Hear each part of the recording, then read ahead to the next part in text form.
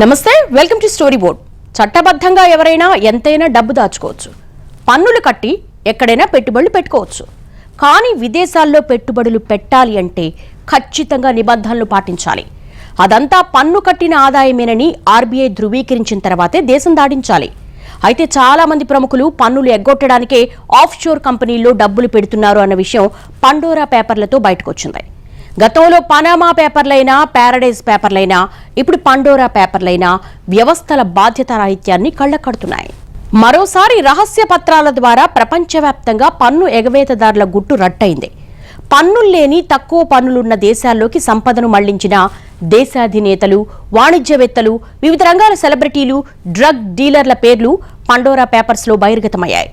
ఇందులో వందల సంఖ్యలో భారత కుబేర్లు కూడా ఉన్నారు. కొద్ది సంవత్సరాల క్రితం సంచలనం సృష్టించిన పనామా పేపర్స్ తరహాలోనే పరిశోధనాత్మక జర్నలిస్టులతో కూడిన international consortium of investigative journalists ICIJ Pandora పేపర్స్ను విడుదల చేసింది. 117 దేశాల్లోని 150 మీడియా సంస్థలకు చెందిన 600 మంది జర్నలిస్టులు లక్షలాది పత్రాలను పరిశోధించి విస్తుపోయే వాస్తవాలను వెల్లడించారు. పనామా పేపర్స్ కంటే పెద్దదైన ఈ రహస్య ఆర్థిక లావాదేవీల వ్యవహారం పలు ప్రపంచ దేశాల్లో ప్రకంపనలు సృష్టిస్తోంది. పన్నుల బెడదలేని పనామా, దుబాయ్, మొనాకో, కేమస్ ఐలాండ్స్ వంటి దేశాల్లో నల్లధనాన్ని దాచుకునేందుకు కుబేరులు సూట్ కేస్ కంపెనీల్ని, ట్రస్టుల్ని సృష్టించారు. వాటి ద్వారా స్వదేశాల నుంచి సంపదను మళ్లించారు. ప్రజలు సృష్టించిన సంపద దాన్ని కొల్లగొట్టి దాని మీద పన్నులు కట్టకుండా, దాన్ని దేశీయంగా కాకుండా విదేశాలకు తరలించుకొని మళ్ళీ దేశీయంగా కంటే కూడా జాగ్రత్తగా దాచుకోవడానికి స్విట్జర్లాండ్ లాంటి చోట, క్రేయన్ ఐలాండ్స్ లాంటి చోట్ల, ఇతరత్ల చాలా చోట్ల ఐలాండ్స్, ద్వీపాలు లాంటివి మోస్ట్లీ, లేకపోతే స్విట్జర్లాండ్ లాంటి చిన్న దేశాలు, మారిషస్లు కూడా కావచ్చు, ఈ దేశాల్లో దాచుకొని ఆ డబ్బుతో తమ సామ్రాజ్యాలను ఏర్పరచుకున్నటువంటి పెద్ద మనుషులు చాలామంది ఉన్నారు. ఈరోజు వచ్చిన పండోరా పేపర్స్లో బయటకు వచ్చిన పేర్లు భారతదేశం తాలూకు 380. పండోరా పేపర్స్ జాబితాలో 380 మందికి పైగా భారతీయుల పేర్లున్నాయి. ఇందులో అనిల్ అంబానీ, వినోద్ అదానీ, కిరణ్ మజుందార్ షా, నీరా రాడియా, సచిన్ టెండూల్కర్, సతీష్ శర్మ, నటుడు జాకీ ష్రాఫ్, వ్యాపారవేత్త నీరవ్ మోడీ లాంటి వాళ్ళున్నారు. భారత్కు చెందిన 7 రాజకీయవేత్తల పేర్లు కూడా జాబితాలో ఉన్నాయి. బ్రిటన్ కోర్టులో ఇటీవల దివాలాను ప్రకటించిన అనిల్ అంబానీకి 18 అసెట్ హోల్డింగ్ ఆఫ్ షోర్ కంపెనీలున్నాయి. వీటి ద్వారా $1,300 మిలియన్ విలువైన లావాదేవీలు జరిగాయి.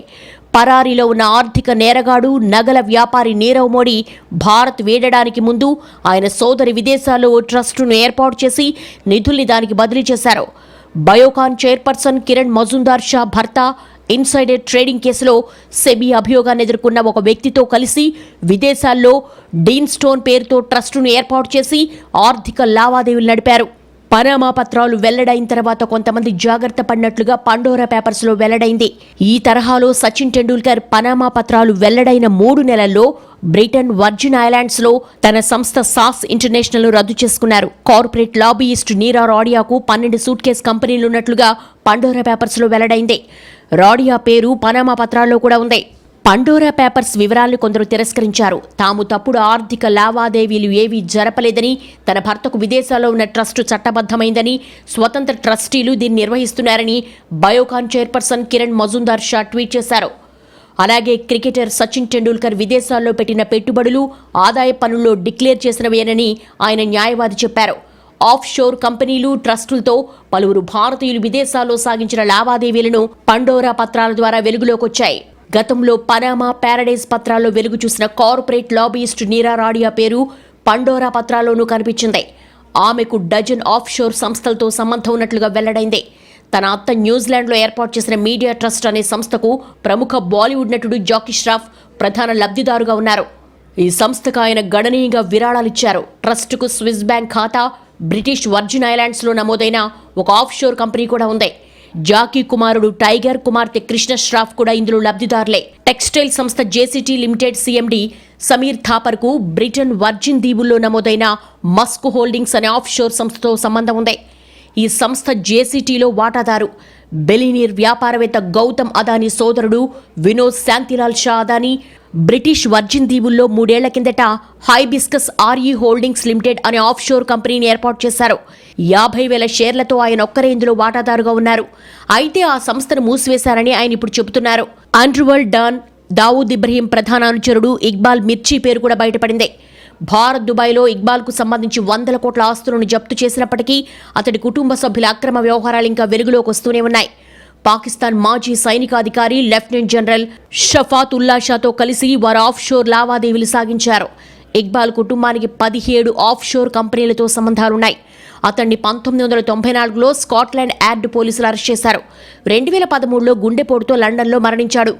దివంగత కాంగ్రెస్ నేత గాంధీ కుటుంబానికి సన్నిహితుడు కెప్టెన్ సతీష్ శర్మకు ఆఫ్షోర్ సంస్థలు విదేశాల్లో ఆస్తులున్నాయి. జన్ జగర్స్ అనే ట్రస్టుతో శర్మ భార్య, కుమారులు, కుమార్తెలు, మనుమలు సహా 10 మంది లబ్ధిదారులున్నారు. ఎన్నికల నామినేషన్ పత్రాల్లో ఈ వివరాలను ఆయన ఎన్నడూ వెల్లడించలేదు. ఫ్రాన్స్, సింగపూర్లోని తన ఆస్తుల నిర్వహణకు వీటిని ఉపయోగించుకున్నారు. Cox and Kings CEO Ajay Ajit Peter కేర్కర్కు బ్రిటిష్ వర్జిన్ దీవుల్లో 2 ట్రస్టులున్నాయి. దాదాపు 6 డజన్ ఆఫ్షోర్ సంస్థలతో ఆయనకు సంబంధాలున్నాయి. కాక్స్ అండ్ కింగ్స్ సంస్థ భారత్లో బ్యాంకులకు 5,500 కోట్లు బకాయి పడింది. కేర్కర్ ఇప్పుడు జైల్లో ఉన్నాడు. పండోరా పేపర్లు బయటపడ్డ సందర్భంలో పన్ను ఎగవేత మార్గాలను నిర్మూలించాలంటూ హక్కుల సంస్థ ఆక్స్ఫామ్ ఇండియా డిమాండ్ చేస్తుంది. వీటి వల్ల ప్రపంచవ్యాప్తంగా ప్రభుత్వాలకు ఏటా $427 బిలియన్ మేర నష్టం వాటిల్లుతున్నట్లుగా చెప్పింది. పండోరా పేపర్లు ప్రపంచవ్యాప్తంగా కలకలం రేపుతున్నాయి. పన్నులు ఎగ్గొట్టి ట్యాక్స్ హెవెన్ కంట్రీస్లో డబ్బులు దాచుకున్న సెలబ్రిటీల గుట్టు రట్టయింది. ప్రముఖ రాజకీయ నేతలు, క్రీడాకారులు, సినీ నటులు ఈ జాబితాలో ఉన్నారు. ఒక్క ఇండియా నుంచే 300 మంది ఉన్నారన్న వార్తలు కలకలం రేపుతున్నాయి. గతంలో పనామా పేపర్స్ కంటే ఇప్పుడు పండోరా పేపర్స్లో చాలా భారీ మొత్తం బయటపడిందని చెప్తున్నారు. పండోరా లీక్స్ పై స్పందించిన కేంద్రం ఖచ్చితంగా విచారణ జరుపుతామని ప్రకటించింది. అసలు ఇండియా నుంచి విదేశాలకు డబ్బులు ఎలా వెళ్లాయి? ఆర్బీఐ అనుమతి ఉందా లేదా? ఇండియాలో ట్యాక్స్ కట్టిన సొమ్మేనా కాదా? ఇలాంటి అంశాలు నిర్ధారించాల్సి ఉంది. డబ్బులు ఉండడం అనేది ఏ రూపంలో ఉన్నాయి, అది ఎలా సంపాదించారు? ఉదాహరణకి ట్యాక్స్ హెవెన్స్ అనేటివి ఇప్పుడే కాదు, కొత్తగా గత 2-3 ఈ ఎకానమీలు ఈ దేశ విదేశాలలో వ్యాపారాలు ఇవన్నీ ఉన్నప్పుడే మొదలైనాయి. స్విట్జర్లాండ్ లాంటి చోట, పనామా చోట, కొన్ని ఐలాండ్ ఆఫ్ మ్యాన్ అనే చోట, అలాంటి చాలా ఉన్నాయి. వాళ్ళ దగ్గర డబ్బులు పెట్టుకుంటే వాళ్ళు ట్యాక్స్ ఏమి వేయరు. కాబట్టి అక్కడ దాచుకోవడం జరుగుతూ ఉంది. గతంలో స్విస్ బ్యాంకుల్లో సొమ్ములు దాచుకునే ప్రముఖులు ఇప్పుడు మరో మార్గాన్ని ఎంచుకుంటున్నారు. స్విస్ బ్యాంకులో మూలుగుతున్న భారతీయుల డబ్బు వెనక్కు రప్పిస్తామని హామీ ఇచ్చిన ప్రధాని మోడీ ఇప్పుడు ఏం చేయబోతున్నారన్నది తేలాల్సిందే. 2016లో విడుదలైన పనామా పేపర్ల డేటా 2.6 టెరాబైట్లు మాత్రమే. ఈ డేటా కూడా ఒకే ఒక్క సోర్స్ నుంచి వచ్చింది. ఇక 2017లో ప్యారడైజ్ పేపర్లలో 1.4 టెరాబైట్ల డేటా బయటకు వచ్చింది. ఇది కూడా విదేశాల్లోని ఒక లా కంపెనీ నుంచి సంపాదించింది. కానీ ఈసారి 14 సోర్సుల నుంచి వివిధ మార్గాల్లో సమాచారాన్ని జాగ్రత్తగా సమీకరించారు. మొత్తం 27,000 కంపెనీల్లోని 29,000 మంది లబ్ధిదారులను గుర్తించారు. ఈ సంఖ్య పనామా పేపర్లతో పోలిస్తే రెట్టింపు. ఈ సమాచారం English, Spanish, Russian, French, Arabic, Korean భాషల్లో ఉంది. భారత్ నుంచి 6 రాజకీయ నాయకుల పేర్లు ఇందులో ఉన్నట్లుగా ఐసీఐజే వెబ్సైట్ పేర్కొంది. పండోరా పేపర్లలో అత్యంత క్లిష్టమైన కంపెనీల నెట్వర్క్లను వెలుగులోకి తీసుకొచ్చారు. వాస్తవానికి ఈ కంపెనీల సంపద, యాజమాన్యాల వివరాలు చాలా గోప్యంగా ఉంటాయి. ఉదాహరణకు ఒక వ్యక్తికి యూకేలో ఒక ఆస్తి ఉంది, కానీ విదేశాల్లో ఉన్న గొలుసుకట్టు కంపెనీల లావాదేవీలతో దానిని సొంతం చేసుకోవచ్చు. ఈ విదేశీ కంపెనీలను ఆఫ్షోర్గా వ్యవహరిస్తారు. ఈ ఆఫ్షోర్ కంపెనీల ఏర్పాటుకు కొన్ని రకాల దేశాలను ఎంచుకుంటారు. కంపెనీ ఏర్పాటు నిబంధనలు సులభతరంగా ఉండాలి. కంపెనీ యాజమాన్యాలను గుర్తించకుండా కఠిన చట్టాలుండాలి. కార్పొరేట్ పన్ను అతి తక్కువ లేదా అసలు ఉండకూడదు. Singapore, Switzerland, British Virgin islands, కైమన్ islands వంటి దేశాలకు ఎక్కువ ప్రాధాన్యం ఉంటుంది. ఆయా దేశాల్లోని చట్టాల్లోని లొసుగులను వాడుకొని కంపెనీలను ఈ దేశాలకు తరలిస్తారు. చాలా చోట్ల చట్టపరంగా ఇది తప్పు కాకపోయినా అనైతికం. ఈ దేశాల్లో కేవలం పేపర్లపై కంపెనీలను సృష్టిస్తారు. ఇలాంటి సేవలు అందించడానికి ప్రత్యేకంగా కంపెనీలుంటాయి. ఇప్పుడు పండోరా పేపర్ల తరహాలో గత దశాబ్దంలో రహస్య పెట్టుబడులు చాలాసార్లు లీక్ అయ్యాయి. నవంబర్ 2012, ఏప్రిల్ 2013లో బ్రిటిష్ వర్జిన్ ఐలాండ్స్, కుక్ ఐలాండ్స్లో పెట్టుబడులపై 2 ఫైనాన్షియల్ ప్రొవైడర్ల నుంచి సంపాదించిన డేటాను ఐసీఐజే లీక్ చేసింది. 25 లక్షల ఫైల్స్లో 1,20,000 కంపెనీల గుట్టుంది. నవంబర్ 2014లో ఐసీఐజే లక్సెంబర్గ్ లీక్స్ పేరిట కొన్ని పత్రాలను విడుదల చేసింది. వీటిల్లో ప్రైజ్ వాటర్ హౌస్ కూపర్ సంస్థ చాలా ఎన్ఎంసీలకు 2002 నుంచి 2010 వరకు లక్సెంబర్గ్లో పన్ను రాయితీలు ఇప్పించిన జాబితాలో ఉంది. వీటిల్లో ఐకియా, పెప్సీ, ఏఐజీ, డాయిష్ బ్యాంకులు వంటి దిగ్గజాలున్నాయి. ఐసీఐజే 2015లో స్విస్ లీగ్ పేరుతో బహిర్గతం చేసిన 200 దేశాల్లో 1,00,000 మంది వ్యక్తులు, అక్రమ కంపెనీల డేటా దీనిలో ఉంది. ఆయుధ డీలర్లు, వెనుకబడిన దేశాల్లోని నియంతలు, వజ్రాల అక్రమ రవాణాదారుల వివరాలున్నాయి. 2016లో లీకైన పనామా పేపర్లు ప్రపంచవ్యాప్తంగా సంచలనం సృష్టించాయి. 2010 డిప్లొమాటిక్ వికీలీక్స్ కేబుల్స్ కంటే 1,500 రెట్లు అధిక డేటాను బహిర్గతం చేసింది. మొస్పాక్ ఫోన్సెకా అనే సంస్థ నుంచి సంపాదించిన 2.6 టెరాబైట్ల డేటా ఇది. రష్యా అధినేత పుతిన్ సన్నిహితులు, డజన్ మంది ప్రపంచ నేతలు, 120 రాజకీయ నాయకులు, లెక్కలేనంత మంది బిలియనీర్ల వివరాలు దీనిలో ఉన్నాయి. 2017లో ఆఫ్షోర్ లా సంస్థ యాపిల్ బై 19 దేశాల్లోని కార్పొరేట్ రిజిస్ట్రీల వివరాలను పారడైజ్ పేపర్ల పేరిట విడుదల చేశారు. వీటిల్లో రాజకీయ నాయకులు, సెలబ్రిటీలు, కార్పొరేట్ దిగ్గజాలు, బిజినెస్ టైకూన్ల లావాదేవీలు ఉన్నాయి. సెప్టెంబర్ 2020లో ఫిన్సిన్ ఫైల్స్ పేరిట ప్రపంచవ్యాప్తంగా ఉన్న పలు దిగ్గజ బ్యాంకులు మనీ లాండరింగ్ నేరాలకు ఆర్థిక సహకారం అడ్డుకోవడంలో ఎలా విఫలమయ్యాయో వివరాలను లీక్ చేశారు. ఈ పాండోరా పేపర్స్కి ముందు మనకి తెలుసు పనామా పేపర్స్ అనేవి వచ్చినాయి గతంలో. ఆ పనామా పేపర్స్లో కూడా అనేక మంది రాజకీయ నాయకులు, భారతదేశంలో అయితే కొంతమంది సినిమా నటులతో సహా పేర్లు బయటకు వచ్చినాయి. కానీ కాలక్రమేణా ఈ కాలగర్భంలో కలిసిపోయిన తప్పితే ఏ చర్యలు తీసుకున్న పరిస్థితి దాఖలాలు లేవు. నాకు తెలిసైతే ఆ రోజు పాకిస్తాన్లోని నవాజ్ షరీఫ్ పేరు కూడా వచ్చింది. ఆయన మీద కొంత యాక్షన్ మూవ్ అయింది, కానీ ఆ తర్వాత పరిస్థితి అగమ్యగోచరం. పండోరా పేపర్స్లో పేర్లు బయటపడిన పలువురు నేతలు తామెలాంటి తప్పు చేయలేదని చెప్పారు. పలువురు దేశాధ్యక్షులు, రాజకీయ నాయకులు, సంపన్నుల రహస్య ఆస్తులు, ఆర్థిక లావాదేవీల గుట్టును పండోరా పేపర్స్ బయటపెట్టాయి. జోర్డాన్ రాజు కింగ్ అబ్దుల్లా, యూకే మాజీ ప్రధాని టోనీ బ్లేర్, చెక్ రిపబ్లిక్ ప్రధాని ఆండ్రీస్ బాబిన్, కెన్యా అధ్యక్షుడు యుహూర్ కెన్యెట్టా, ఈక్వెడార్ అధ్యక్షుడు లాసోలు పన్నురహిత దేశాల్లో జరిపిన లావాదేవీలు వెల్లడయ్యాయి. అలాగే రష్యా అధ్యక్షుడు పుతిన్, పాక్ ప్రధాని ఇమ్రాన్ ఖాన్ సన్నిహితుల పేర్లు కూడా పండోరా పేపర్స్లో ఉన్నాయి. Pop star Shakira, super model Claudia Schiffer, లెల్ ద ఫార్ట్ వన్ గా ప్రాచుర్యం పొందిన ఇటలీ మాఫియా డాన్ల రహస్య ఖాతాలు పండోరా పేపర్స్లో వెల్లడయ్యాయి. పరిశోధనలో కనుగొన్న వ్యక్తులు, సంస్థలు, లావాదేవీల వివరాలను ఐసీఐజే ఇంకా పూర్తిగా విడుదల చేయలేదు. చాలా చోట్ల కింగ్ అబ్దుల్లాకు విదేశాల్లో ఆస్తులుండడం అసాధారణం, అనుచితమేమీ కాదని జోర్డాన్ రాయల్ ప్యాలెస్ చెప్పింది. జోర్డాన్ రాజు 1999లో అధికారంలోకి వచ్చినప్పటి నుంచి బ్రిటన్, అమెరికాలో ఆస్తులు కొనడానికి రహస్యంగా 745 కోట్లకు పైగా ఖర్చు చేశారని లీకైన పత్రాల్లో ఉంది. వాషింగ్టన్ డీసీలోని ఇంటర్నేషనల్ కన్సార్టియం ఆఫ్ ఇన్వెస్టిగేటివ్ జర్నలిస్టులు ఈ సమాచారాన్ని సేకరించింది. ఇది 140కి పైగా మీడియా సంస్థలతో కలిపి పరిశోధన చేసి ఆ వివరాలను పండోరా పేపర్స్ పేరుతో బయటపెట్టింది. British Virgin Islands, Panama, Belize, Cyprus, United Arab Emirates, Singapore, Switzerland దేశాలకు చెందిన 14 ఫైనాన్షియల్ సర్వీసెస్ కంపెనీల నుంచి సంపాదించిన దాదాపు 1,20,00,000 పత్రాలను 650 మందికి పైగా రిపోర్టర్లు అధ్యయనం చేశారు. మొత్తం 14 రంగాల్లో దాదాపు 956 కంపెనీల్లో ప్రముఖులు రహస్య పెట్టుబడులు పెట్టడం, లేదంటే ఆస్తుల్ని కలిగి ఉన్నట్లుగా సమాచారం. భారత్ నుంచి 6, పాక్ నుంచి 7 రాజకీయ నాయకుల పేర్లున్నట్టుగా సమాచారం. పన్నుల బెడదలేని Panama, Dubai, Monaco, Cayman Islands తదితర దేశాల్లో వారు నల్లధనాన్ని దాచుకోవడానికి, రహస్యంగా ఆస్తులు పోగేసుకోవడానికి డొల్ల కంపెనీలు సృష్టించారని తేలిందే. లిస్టులో ఉన్న భారతీయులు ఎక్కువ మంది ఆర్థిక నేరగాళ్లు, మాజీ ఎంపీలే ఉన్నారు. ప్రముఖ బిజినెస్ మ్యాన్ అనిల్ అంబానీకి 18 దేశాల్లో ఆస్తులున్నాయి.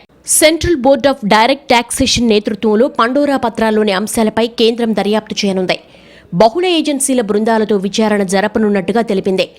జాబితాలోని అతి కొద్ది మంది పేర్లు మాత్రమే బయటకొస్తున్నాయని, అసలు ఈ పత్రాలను విడుదల చేసిన international consortium of investigative journalist వెబ్సైట్లో కూడా పూర్తి వివరాలు లేవని సిబిడిటి ఓ ప్రకటనలో వెల్లడించింది. ఈ పత్రాలపై దర్యాప్తు చేసి చట్టపరమైన చర్యలు తీసుకుంటామని ప్రకటించింది. ఈ కేసు దర్యాప్తులో ఈడీ, ఆర్బీఐ, ఎఫ్ఐయు సంస్థల ప్రతినిధులు ఈ బృందంలో కీలక పాత్ర పోషించనున్నారు. పేపర్స్లో చెప్పిన వాళ్ళందరూ కూడా ఇల్లీగల్గా సంపాదించారా, లేకపోతే వాళ్ళు విదేశాలలో సంపాదించిన డబ్బులు అక్కడే పార్క్ చేసుకొని భవిష్యత్తులో వాళ్లకు, వాళ్ళ కుటుంబ సభ్యులకు, లేకపోతే ఏదైనా వేరే విధంగా ఉపయోగపెట్టుకుందాం అనుకున్నారని తేలాల్సి ఉంటుంది అనమాట. అప్పుడే ఇల్లీగలా వస్తుంది. పండోరా పేపర్స్ లో కూడా బయటపడ్డ డబ్బంతా బ్లాక్ మనీ కావచ్చనే ఆందోళన వ్యక్తమవుతోంది. ఇప్పటికే స్విస్ బ్యాంకుల్లో మూలుగుతున్న బ్లాక్ మనీకి అతిగతి లేదు. స్విట్జర్లాండ్ కేంద్రం మధ్య ఒప్పందాలు కుదిరినా ఇప్పటివరకు స్విస్ బ్యాంకులో డబ్బు దాచిన పేర్లు మాత్రం బహిర్గతం చేయలేదు.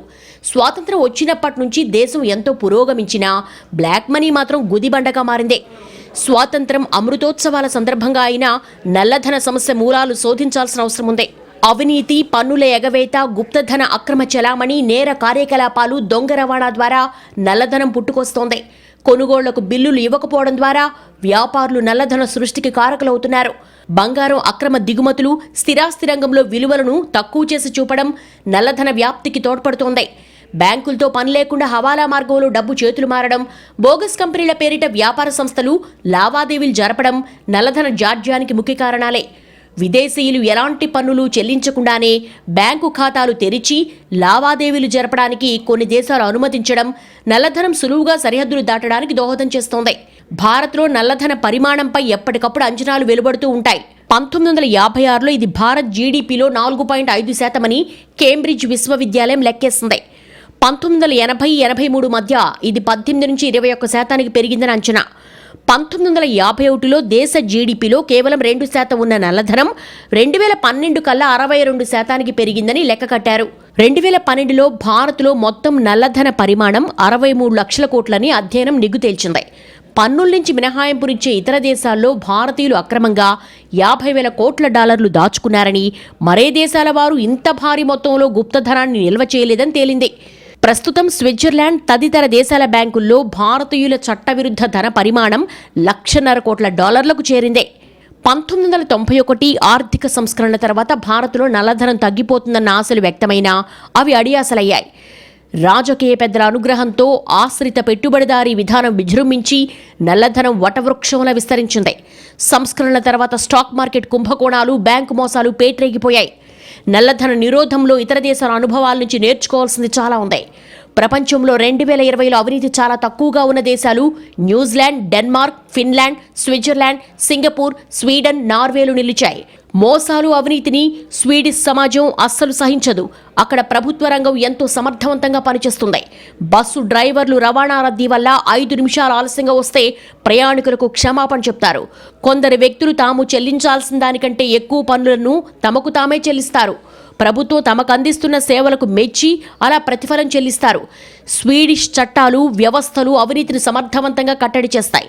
ప్రభుత్వ రంగ సంస్థలు పారదర్శకంగా, నిజాయితీ, జవాబుదారీతనాలతో పనిచేస్తాయి. స్వీడన్తో పాటు ఇతర స్కాండినేవియా దేశాలైన నార్వే, ఫిన్లాండ్, డెన్మార్కుల్లో అవినీతి, నేరాలు, నిరుద్యోగం, అసమానతలు చాలా తక్కువ. రాజకీయ నాయకులు నిజాయితీ పరులైనప్పుడు అవినీతికి తావుండదని కూడా పలు అధ్యయనాలు తేల్చాయి. స్కాండినేవియా దేశాల్లో మేలైన ప్రజాజీవనం నెలకొనడానికి కారణం ఇదే. పాలన, పోలీసు, న్యాయ యంత్రాంగాల్లో సమూల సంస్కరణలు వస్తే తప్ప నల్లధనాన్ని కూకటి వేళ్లతో పెకిలించలేమని మేధావులు వాదిస్తున్నారు. నల్లధనాన్ని కేవలం ఆర్థిక, సాంకేతిక సమస్యగానే కాకుండా రాజకీయ, సాంఘిక, నైతిక సమస్యగాను గుర్తించాలి. నల్లధనాన్ని చట్టబద్ధ మార్గాలు పట్టించడానికి ప్రభుత్వాలు పలు రకాలుగా చొరవ తీసుకున్నాయి. స్వచ్ఛంద వెల్లడి పథకం, క్షమాభిక్షలు, పన్ను తగ్గింపులు, విలువ తక్కువగా చూపిన స్థిరాస్తులు స్వాధీనం, పెద్ద నోట్ల రద్దు వంటివి ఆ కోవలోకి వస్తాయి. 1980 నాటి అవినీతి నిరోధక చట్టం, బినామీ లావాదేవీల నిషేధ చట్టం, 2002 నాటి అక్రమ ధన చలామణి నిరోధక చట్టం, లోక్పాల్, లోకాయుక్త చట్టాల వంటి వాటిని పాలకులు ప్రయోగించారు. అయినా నల్లధనాన్ని అంతగా కట్టడి చేయలేకపోయారు. పెద్ద నోట్ల రద్దు నిర్ణయం ఆశించిన ఫలితాలు ఇవ్వలేకపోయింది. దేశం నుంచి పెద్ద మొత్తంలో డబ్బు విదేశాలకు తరలిపోవడానికి మూల కారణాలేంటో కూడా విశ్లేషించి కట్టడి చేయాల్సిన అవసరం ఎంతైనా ఉంది. ఇప్పటికైనా ప్రభుత్వాలు చొరవ తీసుకోకపోతే పనామా, ప్యారడైజ్, పండోరా వరుసలో మరిన్ని పేపర్లు బయటపడుతూనే ఉంటాయి.